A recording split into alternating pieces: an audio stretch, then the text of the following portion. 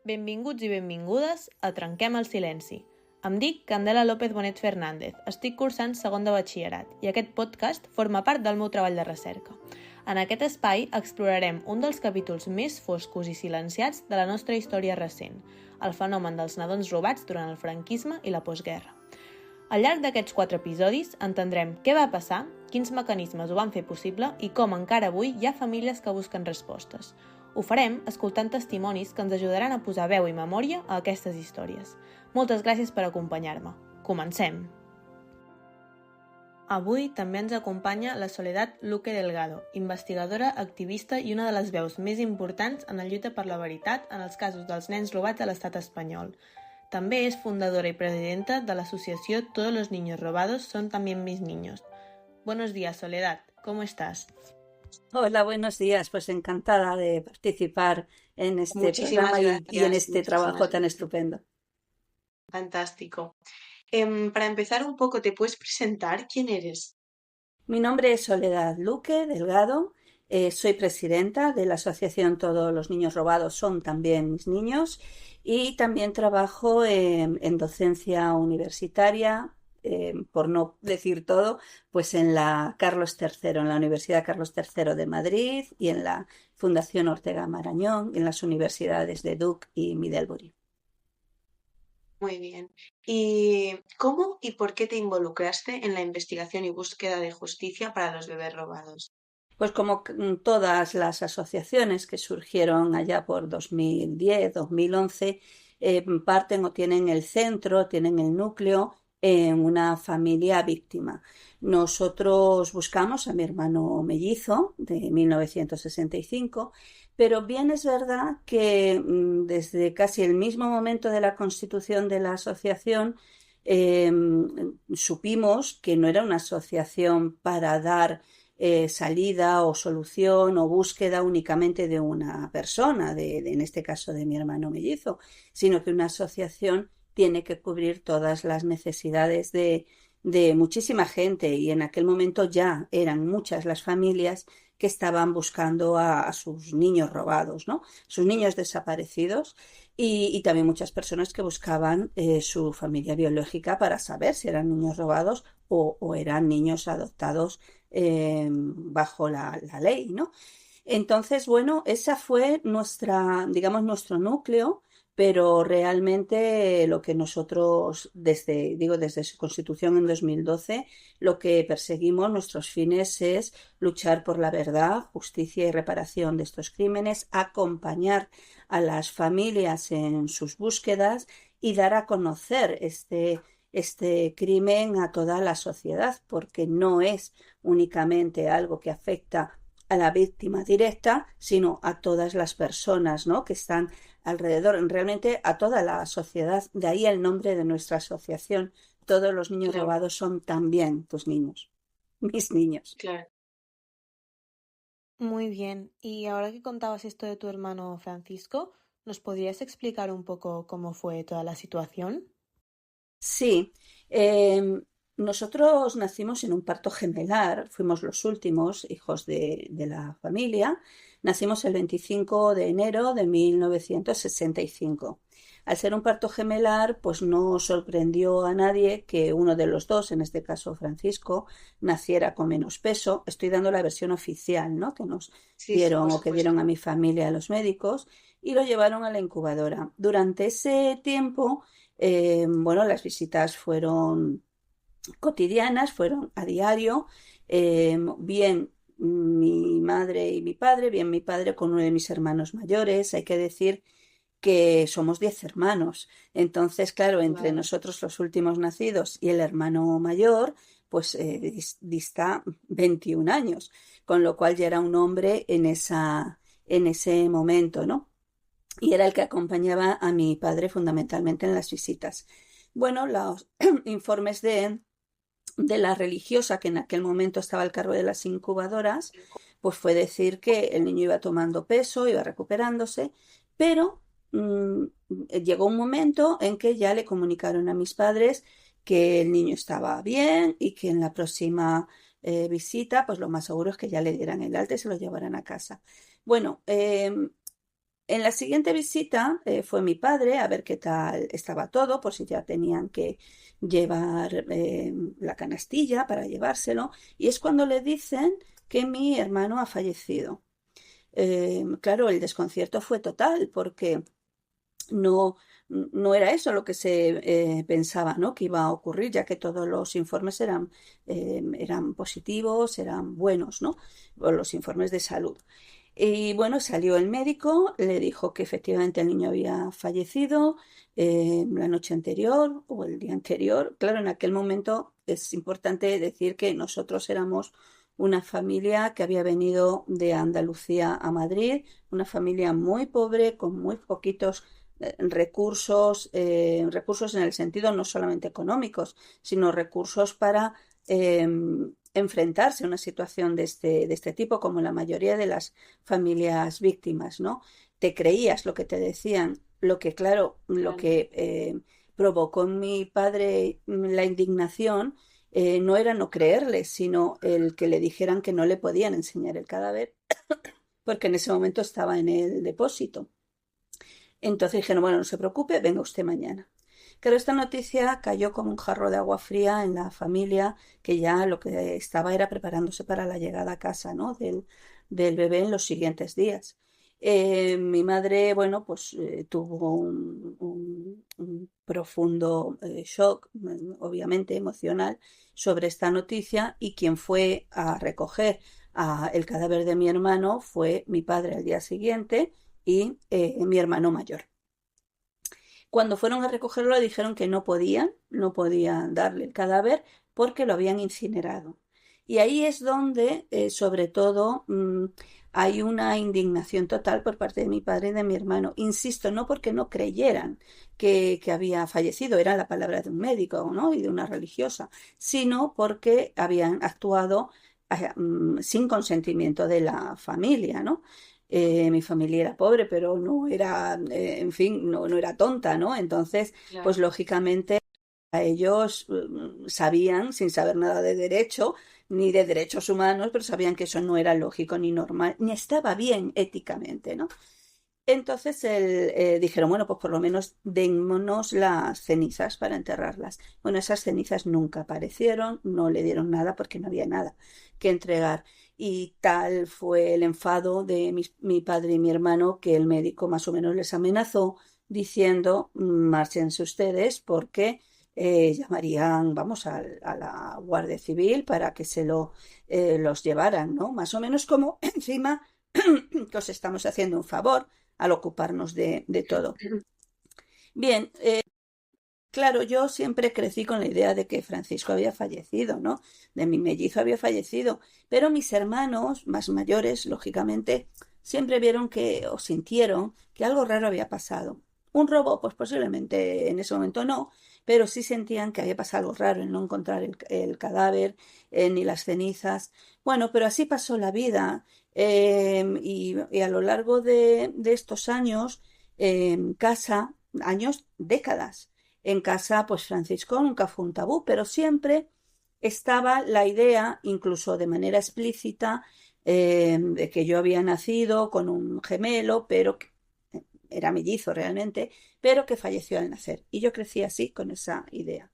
Y en 2010, bueno, pues cuando surgen todos estos casos de bebés robados, 2009, 2010, pues mis hermanos que siempre tuvieron esa duda en la cabeza de qué habría pasado realmente, pues empezaron a pensar que podíamos ser uno de estos casos de bebés robados. Y a partir de ahí, bueno, pues se inicia una búsqueda que mientras que para ellos fue el la constatación de que tenían razón, de que algo raro había pasado, para mí fue un vuelco total a mi estructura emocional, porque yo sí había vivido esos 47 años pensando que mi hermano había fallecido, ¿no? Con lo cual, bueno, ha sido una situación muy complicada, muy difícil, seguimos en la búsqueda, no lo hemos encontrado. Bueno, y esperamos que en algún momento, tanto Francisco como otros niños y niñas desaparecidos, pues puedan ser encontrados. Por supuesto. Y en el momento que iniciáis la búsqueda, ¿Cómo lo hacéis? Porque en esos tiempos aún no existían estas asociaciones y estas ayudas. ¿Cómo empezáis a buscar y a investigar? Sí, pues empezamos con mucho cuidado porque, claro, era una situación complicada. En mi familia todos son varones, hombres, excepto mi hermana y yo. ¿Qué es lo que ocurre? Que como mis padres habían fallecido hacía ya mucho tiempo, de hecho mi madre falleció en el 80, mi padre en el 90, ellos nunca han vivido nunca vivieron esta búsqueda ni esta incertidumbre de si había fallecido Francisco o no. Yo creo que por lo menos mi madre sí que tenía algunas dudas, ¿no? Por cosas que yo la escuché en su momento antes de que falleciera. Pero estando ya en 2010 y ya con décadas atrás sobre la muerte de mis padres, pues fue mi hermana la que me llamó y la que me comentó si en algún momento había pensado que Francisco pudiera estar vivo, ¿no? Como te comenté, pues para mí fue una situación muy, muy dura el asumir que no había muerto. Pero claro, antes de asumir eso, yo estuve buscando muchas noticias en internet, pues casi 48 horas seguidas, te puedo decir, con muy poquitos descansos, buscando noticias, noticias, noticias. Y efectivamente yo le dije a mi hermana, mira, yo no tengo esa seguridad a día de hoy, pero te voy a acompañar en la búsqueda. Claro, han pasado desde el 2010 que sucedió esto, luego la constitución de la asociación en 2012 a 2025 que estamos hoy, pues han pasado 15 años y no hay muestras de que Francisco haya fallecido, ¿no?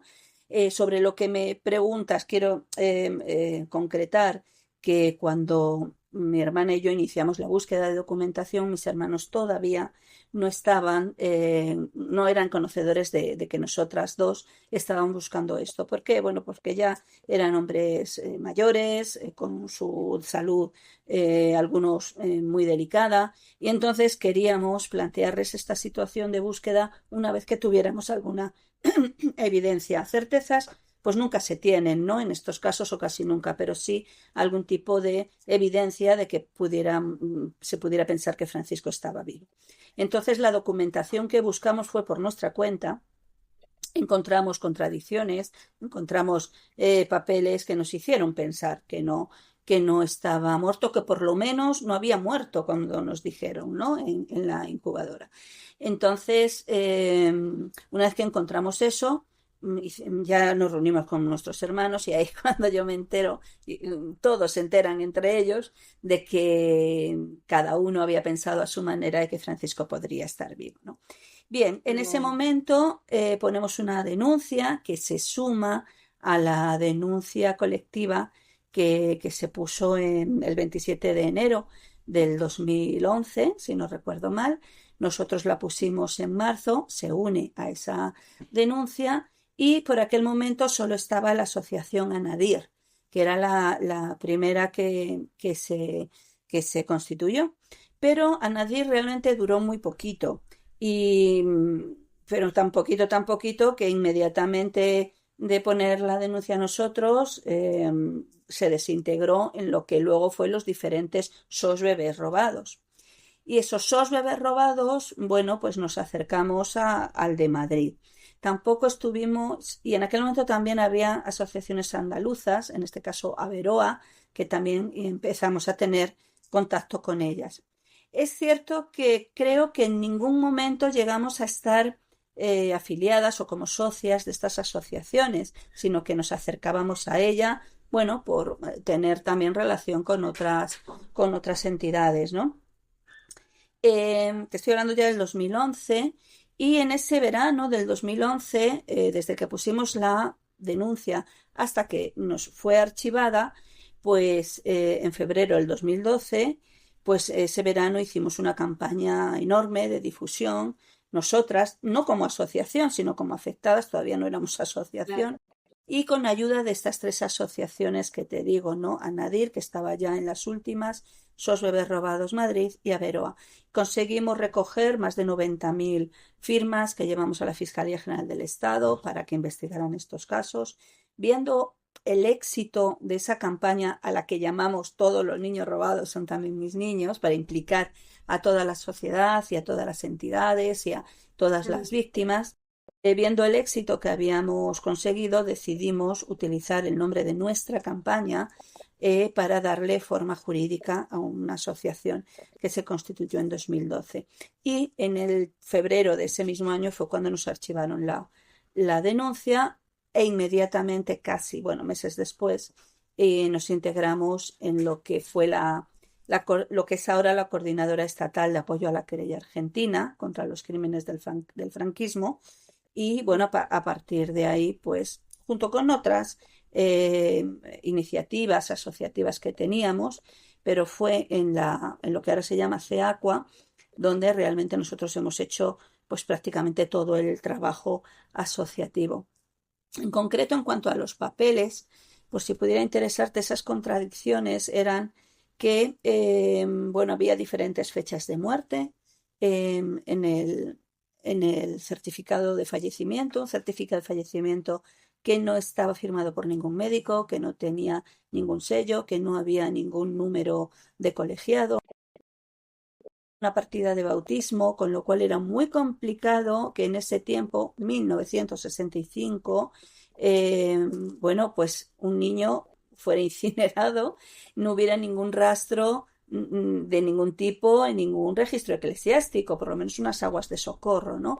No, era todo muy raro. Había un certificado de enterramiento, pero enterrar qué si nos dijeron que no habían enterrado nada, ¿no? Ya.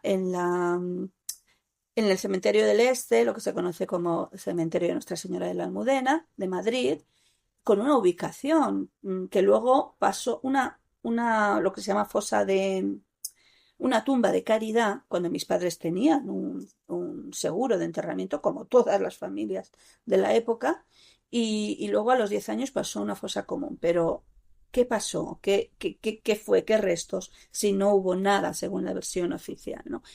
Una serie de contradicciones que, bueno, fueron de lo que nos llevó a poner esa denuncia de la que te he hablado. En la actualidad tenemos esas relaciones asociativas. Bueno, pues ya te digo, nosotros realmente funcionamos con dos, tres asociaciones a máximo.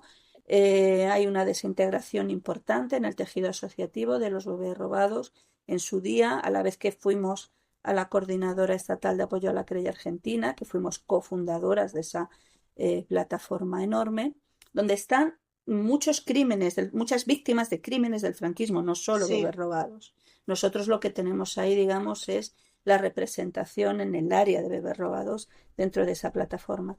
Pero también de manera paralela estuvimos también cofundando lo que se llamó en aquel momento la Coordinadora X24, que era una coordinadora de 24 asociaciones, pero que duró realmente muy, muy poquito. vale.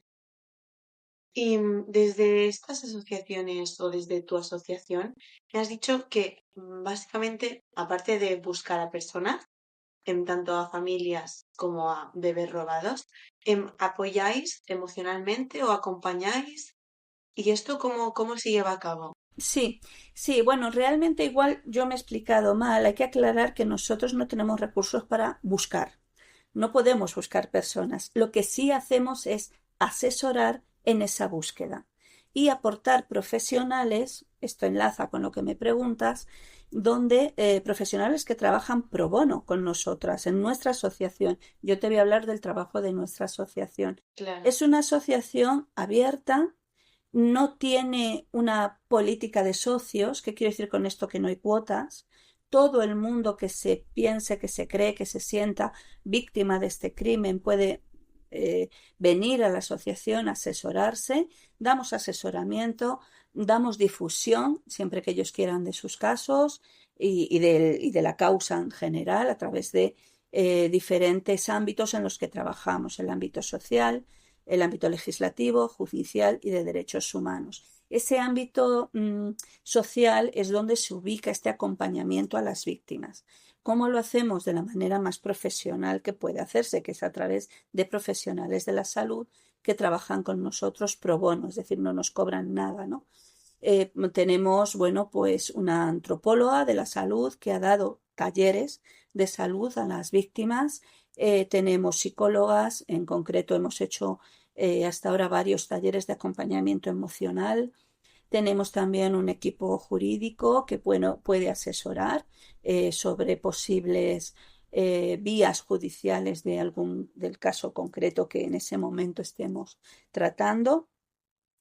Y, por supuesto, atendemos a todas las víctimas o personas que así se sienten, ¿no?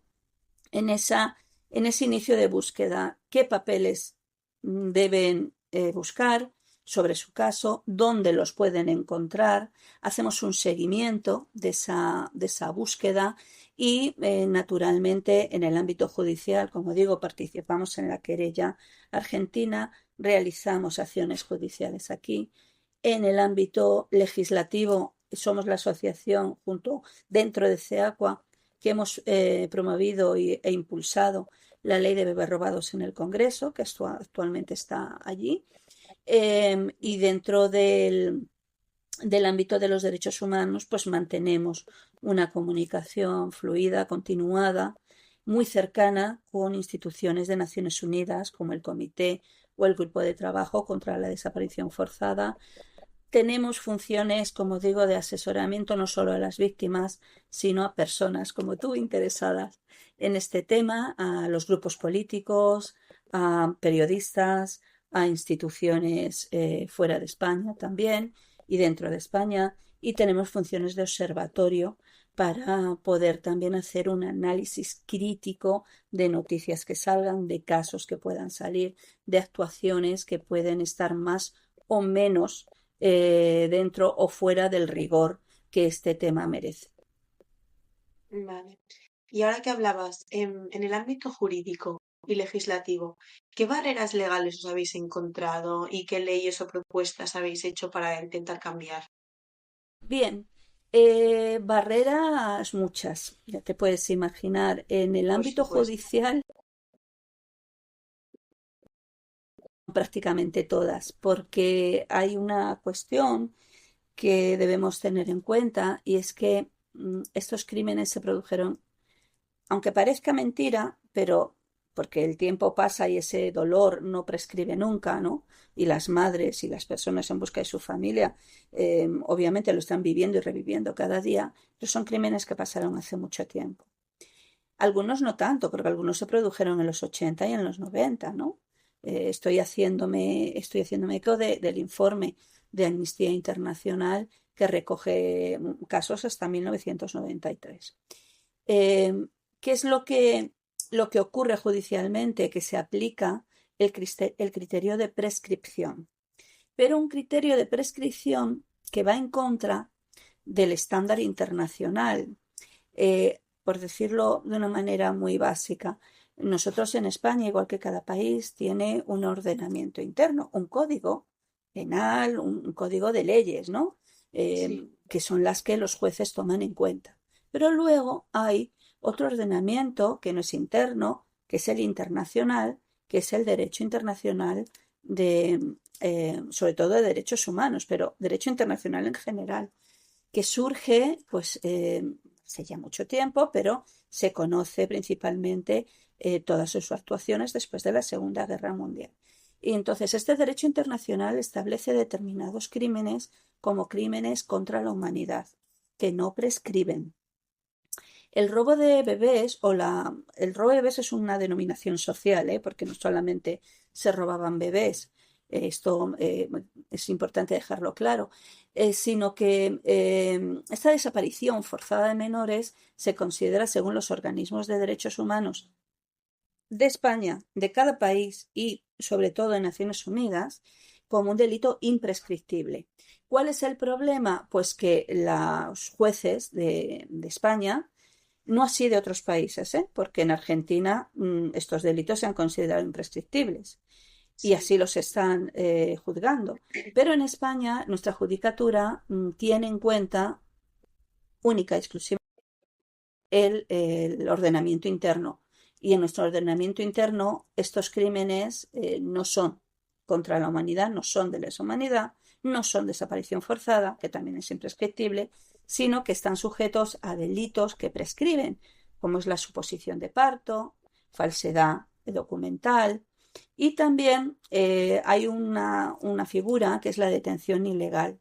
Esta detención ilegal, en 2012, la Fiscalía General del Estado hizo una circular donde ubicó esta figura como una figura no imprescriptible, pero que empezaba a prescribir en el momento en que la víctima se sintiera consciente de que era víctima de este crimen, ¿no? Y eso pues no fue un mal criterio.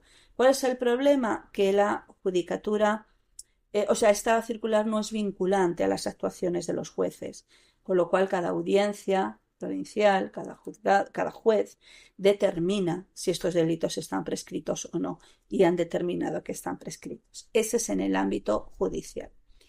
En el ámbito legislativo, pues claro, hemos realizado diferentes iniciativas. Para nosotros la más importante es la ley de bebés robados, que así la llamamos. Ley, en este caso todavía, proposición de ley sobre bebés robados en el Estado español, desaparición forzada de menores.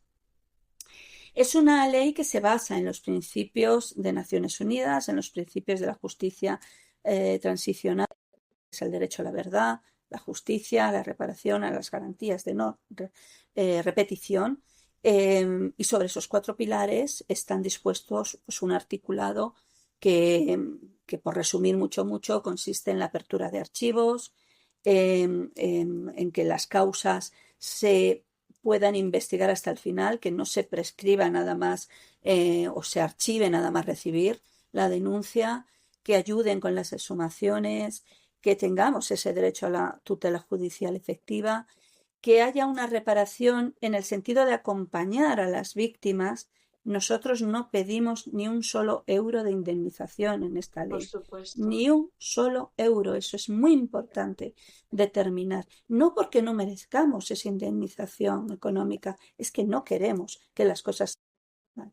Nosotros queremos otro tipo de reparación. Ninguna gran cantidad de dinero va a reparar esa pérdida. Por supuesto. Por lo menos que haya un acompañamiento, que reparen todo el mal que han hecho a las víctimas con consecuencias físicas, emocionales, mentales, psicológicas.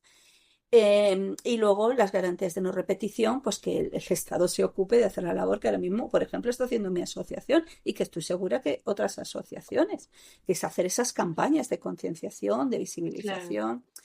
Bien, es una ley que está teniendo mucho consenso político y social.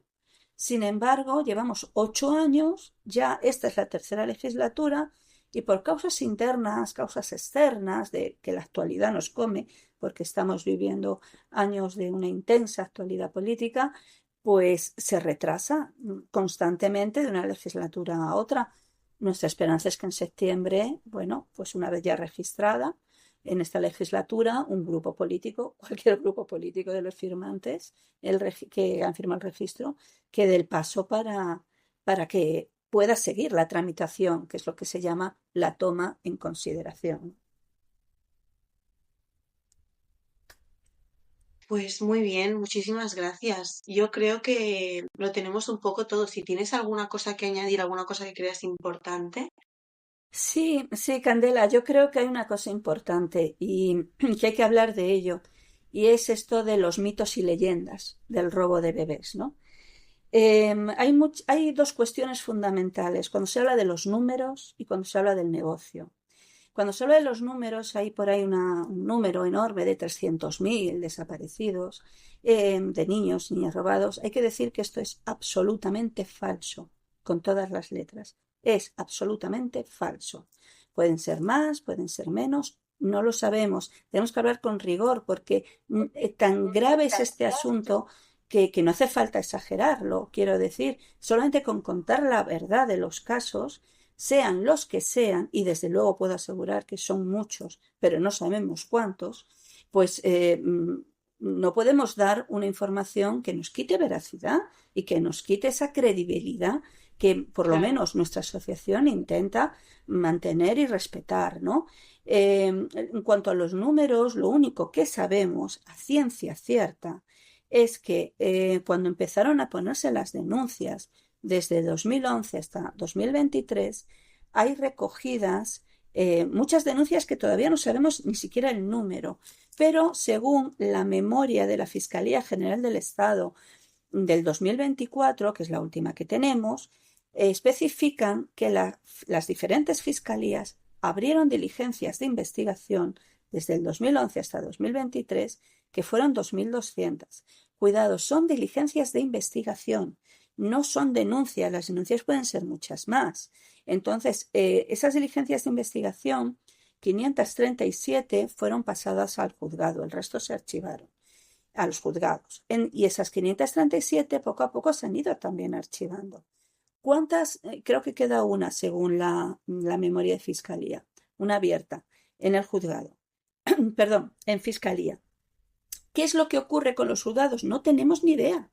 Y no hay que sentir vergüenza por decir que no tenemos ni idea de cuántas denuncias hay, de cuántas diligencias de investigación.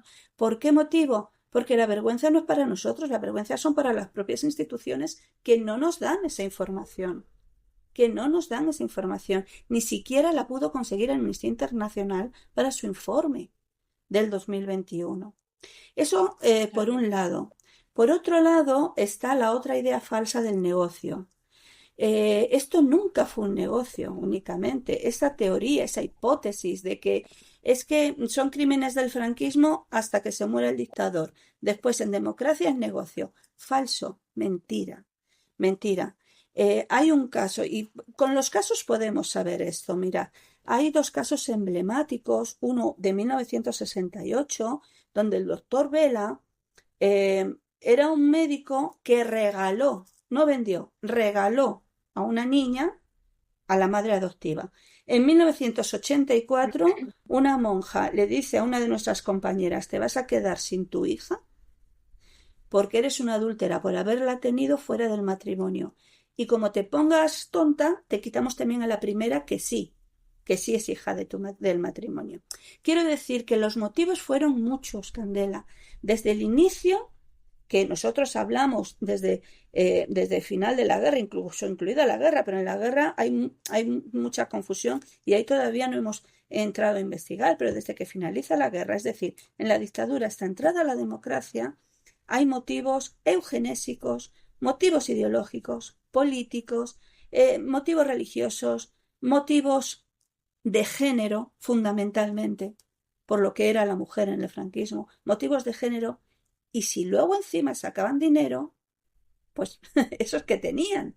Pero el negocio no era el factor primordial. Esto pasa de la dictadura a la democracia, prácticamente en unas mismas condiciones por la naturaleza de la transición que tuvimos, con sus luces y con sus sombras. Pero la transición nunca fue un periodo donde se investigaran y se juzgaran los crímenes del franquismo. De hecho, a día de hoy ni siquiera están investigados ni juzgados, con lo cual hizo que pasaran muchas actuaciones, formas de hacer las cosas, y esto se viene apoyado también por quién eran los perpetradores. Claro, pues personas con mucho poder.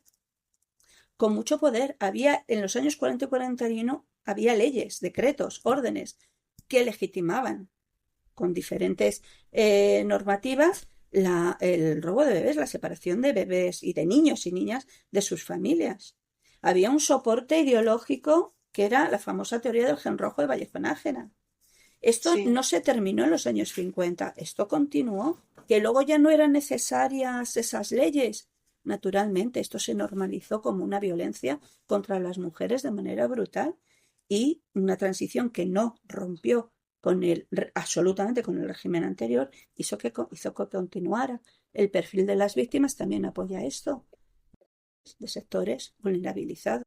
Y no hay ninguna familia rica ni adepta al régimen que fuera robada.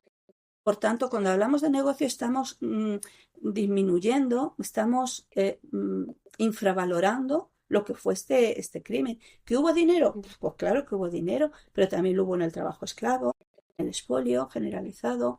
Yo creo que estas dos cuestiones, mitos y leyendas, es importante que quede muy, muy claro que para hacer una investigación rigurosa, para llegar hasta el fondo de lo que fue este crimen, no nos podemos ceñir en que esto fue un negocio, porque entonces esto además tiene unas consecuencias, que un negocio sí prescribe.